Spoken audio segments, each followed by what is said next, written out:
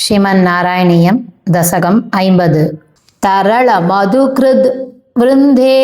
बृन्दावनेत मनोहरे पशुपशिशुभिः साकं वत्सानुपालन लोलुपः हलधर सको देव श्रीमन् विचेरित धारयन् गवळ मुरळीवेत्रं नेत्राभिराम तनुद्युतिः विहित जगति रक्षं लक्ष्मीकराम्बुजलालितं ददति चरणद्वन्द्वं बृन्दावने त्वयि पावने किमिव न बभौ सम्पत् सम्पूरितं तरुवल्लरी सलिलधरणी गोत्र क्षेत्राधिकं कमलापते विलसदुलपे कान्तारान्ते समीरणशीतले विपुलयमुनातीरे गोवर्धनाचलमूर्धसु ललितमुरळीनाद सञ्चारयन् खलु वात्सकं क्वचन दिवसे दैत्यं वत्साकृतिं त्वमुदैक्षता रभस विलसत्पुच्छं विच्चाय तोस्य विलोकयन् किमपि वलितस्कन्धं रन्ध्रप्रदीक्षमुदीक्षितं तमत शरणे विभ्रामयन् मुहुरुच्चकै गुहचन महावृक्षे शिक्षेपित शतजीवितम् निपतति महादैत्ये जात्याधुरात्मनि तत्क्षणं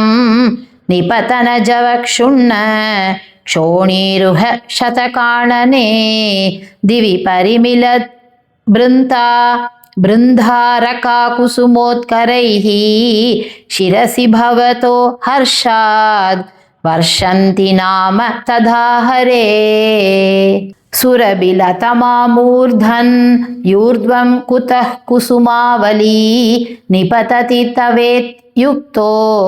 बालै सहेलमुदैरयः झटिति तनुजशेभ नोर्ध्वं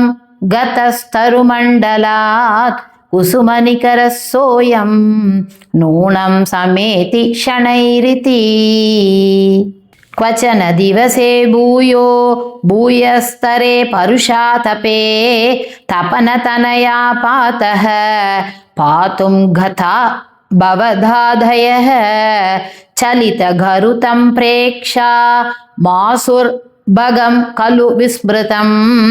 क्षितिधर गरुच्छेदे कैलासशैलमिवापरम् पिबति सलिलं गोप व्राते भवन्तम् अभिधृत सकिल निखिलन् अग्नि प्रक्यं पुनर्धृतमुद्वमन् दलयितुमगात् त्रोट्या घोट्या तधातु भवान् विभो कलजनभिता सञ्चु प्रगृह्य